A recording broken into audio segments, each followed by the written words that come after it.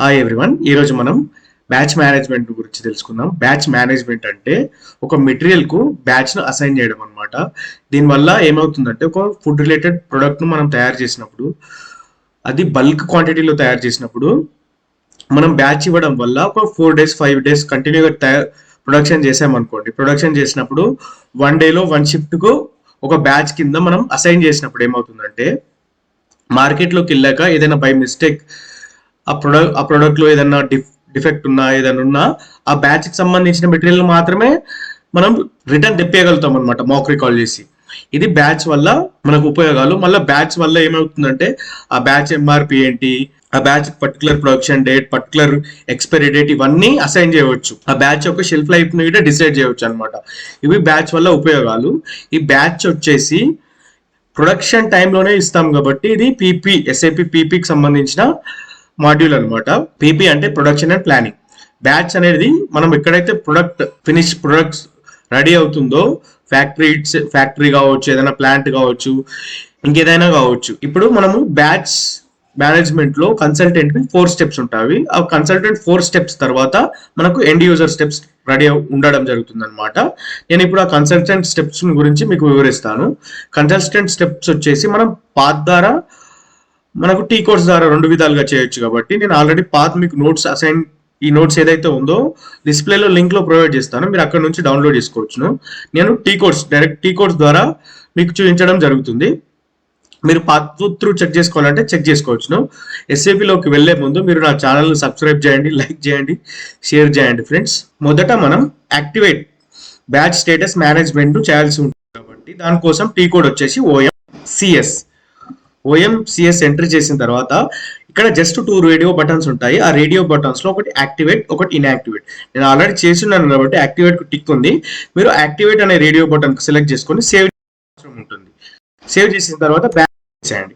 Back వచ్చిన తర్వాత second step చూడండి. డిఫైన్ బ్యాచ్ లెవెల్లో మనకు 3 types ఆఫ్ బ్యాచ్ లెవెల్స్ ఉంటాయి అనమాట. ఒకటి బ్యాచ్ అనేది ప్లాంట్ లెవెల్లో ఇవ్వడం జరుగుతుంది, బ్యాచ్ అనేది మెటీరియల్ లెవెల్లో ఇవ్వడం జరుగుతుంది, బ్యాచ్ అనేది క్లయింట్ లెవెల్లో క్రియేట్ చేయడం జరుగుతుంది అనమాట. మోస్ట్ ఆఫ్ ద ఆర్గనైజేషన్స్ ఏం చేస్తాయంటే బ్యాచ్ ని మెటీరియల్ లెవెల్లో మెయింటైన్ చేస్తాయి. మీరు మీ క్లయింట్ రిక్వైర్మెంట్ ను బట్టి మీరు సెలెక్ట్ చేసుకోవాల్సిన అవసరం ఉంటుంది. దానికోసం టీ కోడ్ వచ్చేసి ఓఎంసిఈ ఎంటర్ చేసిన తర్వాత ఇక్కడ నేను మెటీరియల్ లెవెల్లో క్రియేట్ చేయడం జరుగుతుంది. మెటీరియల్ లెవెల్లో ఉన్న రేడియో బటన్ టిక్ చేసుకొని సేవ్ చేయండి. ఏదైనా ఒక్కటి మాత్రమే సెలెక్ట్ చేసుకోవడానికి అవుతుంది అనమాట. సేవ్ చేసి వచ్చేసేయండి. 2 steps కంప్లీట్ అయ్యాయి అనమాట. ఇప్పుడు థర్డ్ స్టెప్ వచ్చేసి ఏముంది, active internal batch number assignment. దానికి టీ కోడ్ వచ్చేసి ఏముంది, ఓఎంసిజెడ్ ఎంటర్ చేసిన తర్వాత జస్ట్ మొదటి దాని లాగానే దీనికి యాక్టివ్ ఇన్యాక్టివ్ అని ఉంటుంది. జస్ట్ యాక్టివ్ మీద క్లిక్ చేసి సేవ్ చేయండి. బ్యాక్ రండి. తర్వాత లాస్ట్ వచ్చేసి మనకు బ్యాచ్ నంబర్స్. ఒక ప్రొడక్ట్ కు ఎన్ని బ్యాచ్ నంబర్స్ క్రియేట్ చేయొచ్చు అనేది ఇది నంబర్ రేంజ్ ఇస్తామన్నమాట. అన్ని మెటీరియల్ కు, వెండర్ కు, కస్టమర్ కి ఎలా అయితే నంబర్ రేంజెస్ అసైన్ చేసామో దీనికి నంబర్స్ ఇస్తాము. దానికోసం ఓఎంఏడి అనే టీ కోడ్ ని ఎంటర్ చేసి రేంజెస్ మీద చేసి చేంజ్ ఇంటర్వెల్స్ చేస్తే మీకు ఇది బ్లాంక్ గా చూపించడం జరుగుతుంది. నేను ఆల్రెడీ చేశాను కాబట్టి ఇక్కడ 1 అనే సీరియల్ నంబర్ వేసి 1 నుంచి నేను సో నంబర్ వరకు ఎంటర్ చేసి సేవ్ చేశాను. ఇక్కడ చూడండి 598 ఆల్రెడీ బ్యాచెస్ క్రియేట్ చేయడం జరిగింది ఈ నంబర్ సిరీస్ లో. కాబట్టి ఇది ఇలా చేసి సేవ్ చేయొచ్చు. ఎలా ఇది కాకుండా ఇంకా ఏమైనా చేసుకోవాలంటే 2, 3 అని చేసుకోవచ్చు. ఫ్రీ ఇంటర్వెల్స్ చెక్ చేసుకోవచ్చు. ఇక్కడ ఫ్రీ ఇంటర్వెల్స్ ఏమున్నాయి, ఈ ఫ్రీ ఇంటర్వెల్స్ ఉన్నాయి అనమాట. ఈ నంబర్స్ యూజ్ చేసుకొని మీరు ఇంకా కావాలనుకుంటే ఇంకా క్రియేట్ చేసుకోవచ్చు. వచ్చేసి బ్యాక్ చేసేయండి. ఇవి ఈ 4 స్టెప్స్ కన్సల్టెంట్ స్టెప్. దీని తర్వాత ఎండ్ యూజర్ స్టెప్స్ స్టార్ట్ అవడం జరుగుతుంది అనమాట. మనం ఇప్పుడు ఏం చేసాం, మెటీరియల్ లెవెల్లో ఇచ్చాం కాబట్టి మెటీరియల్ లెవెల్లో బ్యాచ్ ఎట్లా క్రియేట్ చేస్తారు, దానివల్ల యూజెస్ ఏంటో చూద్దాం.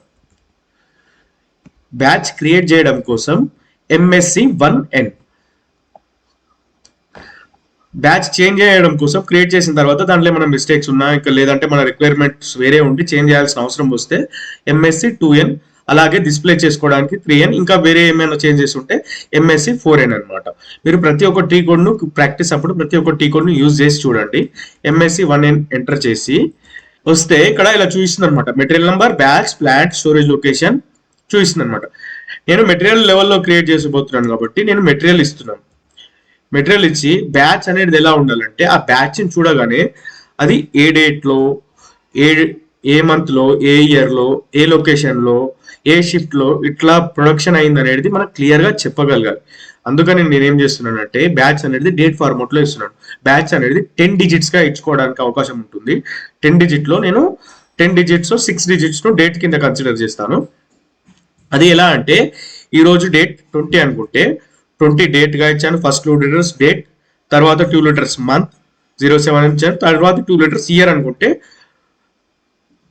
చేశాను. 6 లెటర్స్ ఇచ్చాను. 6 లెటర్స్ తర్వాత ఇంకెన్ని ఉంటాయి, 4 లెటర్స్ మనకు బ్యాలెన్స్ ఉండడం జరుగుతుంది. బ్యాలెన్స్ ఉంటుంది కాబట్టి ఇది HY హైదరాబాద్ అనుకుంటే HYD అని ఇస్తున్నాను. హైదరాబాద్ అని ఇచ్చేసి షిఫ్ట్ 1, 2, 3 అనుకుంటే 1, 2, 3 అలా ఇచ్చుకోవచ్చు. ABC అని అలా అనుకోవచ్చు. 3 షిఫ్ట్స్ రన్ అవుతుంటే, లేదు మీది జనరల్ షిఫ్ట్ అనుకుంటే G అని ఇచ్చేసేయండి. మీకు జస్ట్ ఐడెంటిఫికేషన్, నేను ఒక ఎగ్జాంపుల్ మాత్రమే చెప్తున్నాను. మీరు మీ రిక్వైర్మెంట్ బట్టి ఇలా వేసుకోవచ్చు అనమాట. నేను 1 అని ఇస్తున్నాను. ఇచ్చేసి ప్లాంట్, ఎక్కడైతే ప్లాంట్ లో ప్రొడక్షన్ చేశారో ఆ ప్లాంట్ ఇచ్చేసేయండి. INHY. ఇది వచ్చేసి రిఫరెన్స్ మెటీరియల్ నెంబర్. అయితే ఏంటంటే ఇప్పుడు ఒక ఫినిష్డ్ గుడ్స్ తయారు చేయాలంటే దానికి రా మెటీరియల్ ఉంటేనే ఒక ఫినిష్డ్ గుడ్స్ తయారవుతుంది. ఆ raw material related material number, batch number, raw material ఏ ప్లాంట్ నుంచి అయితే వచ్చిందో ఆ ప్లాంట్ డీటెయిల్స్ ఈ 3 టేబుల్స్ లో ఎంటర్ చేయొచ్చు. లేదు అనుకుంటే మీరు లేవు అనుకుంటే బ్లాంక్ గా వదిలేసేయండి. స్టోరేజ్ లొకేషన్ కావాలనుకుంటే స్టోరేజ్ లొకేషన్ గిట్ట ఎంటర్ చేసుకోవచ్చు. ఒకటే స్టోరేజ్ లొకేషన్ ఉంటే ఎంటర్ చేయండి. మీకు మల్టిపుల్ స్టోరేజ్ లొకేషన్స్ ఉంటే మటుకు మెటీరియల్ కి ఎంటర్ చేయకండి, బ్లాంక్ గానే వదిలేసేయండి. నేను వదిలేసి ఎంటర్ చేయడం జరుగుతుంది. ఆల్రెడీ బ్యాచ్ క్రియేట్ చేసి ఉన్నాను, అందుకనే ఇలా చూపిస్తుంది అనమాట. నేను ఇక్కడ HYD2 అని ఎంటర్ చేస్తే బేసిక్ డేటా 1 లో ఇట్లా చూపిస్తుంది అనమాట. ఇది మ్యానుఫ్యాక్చరింగ్ డేట్, ఏ రోజు మ్యానుఫ్యాక్చర్ చేస్తున్నారు అనేది 20/07/2025. సీల్ డేట్ SED BEDD అంటే ఎక్స్పైరీ డేట్ అనమాట. ఈ ఎక్స్పైరీ 1 ఇయర్ అనుకుందాం మనం, షెల్ఫ్ లైఫ్ 1 ఇయర్ అనుకుంటే అప్పుడు ఏమవుతుంది 19/07/2026 అవుతుంది. ఈ మెటీరియల్ ప్రొడక్షన్ తర్వాత ఎప్పటి నుంచి సేల్ కి అవైలబుల్ ఉంది అనుకుంటే నేను ఈ రోజు నుంచే పెట్టొచ్చు, లేదు రేపటి నుంచి పెట్టొచ్చు. క్వాలిటీ చెక్ చేసి రేపటి నుంచి పెట్టాలా, ఎల్లుండి నుంచి పెట్టాలా అనేది మీ ఇష్టం. నేను ఈ రోజు నుంచే సేల్ కు గిట్ట అవైలబుల్ పెట్టాలనుకుంటే అవైలబుల్ డేట్ గిట్ట ఈ రోజు ఏదైతే ప్రొడక్షన్ డేట్ ఉందో అదే రోజు డేట్ ను అవైలబుల్ డేట్ కింద ఇచ్చేసాను. ఇంకా మీరు వెండర్ డీటెయిల్స్, ఇంకా ఎక్స్ట్రా డీటెయిల్స్ ఏమైనా మ్యాండేటరీ ఎంట్రీ చేయాలనుకుంటే ఎంట్రీ చేసుకోవచ్చు. ఎంటర్ చేసిన తర్వాత basic data 2, classification, material data, ఇవి మీ క్లయింట్స్ రిక్వైర్మెంట్ బట్టి మీరు ఎంటర్ చేయాల్సిన అవసరం ఉంది. ఏసీ సేవ్ చేసేసేయండి. సేవ్ చేస్తే మీకు బ్యాచ్ క్రియేట్ అయినట్టు చూపిస్తుంది అనమాట. ఇది ఈ మెటీరియల్ నంబర్ కోసం బ్యాచ్ క్రియేట్ అవ్వడం జరిగింది. 20 జూలై 2025 హైదరాబాద్ లొకేషన్ లో సెకండ్ షిఫ్ట్ లో జరిగింది అనమాట. ఒక సెకండ్ షిఫ్ట్ లో 100 క్వాంటిటీ అయ్యింది అనుకుందాం. 100 క్వాంటిటీ అయితే మీరు GRN చేసుకునేటప్పుడు ఆ మెటీరియల్ ని 100 క్వాంటిటీ ఇదే బ్యాచ్ లో ఎంట్రీ చేసుకోవాల్సిన అవసరం ఉంటుంది అనమాట. ఈ GRN ప్రాసెస్ ఆల్రెడీ నేను చెప్పున్నాను కాబట్టి ఆ వీడియో చూడండి. ఆ వీడియో లింక్ డిస్క్రిప్షన్ లో ఇస్తాను. దాంట్లో మీరు GRN ఎలా చేయాలో నేర్చుకోవచ్చు. నేను అక్కడ GRN వీడియోలో నేను వేరే బ్యాచ్ ఎంట్రీ చేశాను ర్యాండమ్ గా, మీరు ఈ బ్యాచ్ ఎంటర్ చేయాల్సిన అవసరం ఉంటుంది. ఇది బ్యాచ్ మేనేజ్మెంట్ అండి. ఈ వీడియో మీకు యూస్ఫుల్ అనిపిస్తే ఇలాంటి వీడియోస్ కోసం మీరు ఛానల్ని సబ్స్క్రైబ్ చేయండి, లైక్ చేయండి, షేర్ చేయండి ఫ్రెండ్స్. నేను మీకోసం ఇలాంటి వీడియోస్, మోర్ ఇన్ఫర్మేటివ్ వీడియోస్ తీసుకురావడానికి ప్రయత్నిస్తాను. Thanks for watching.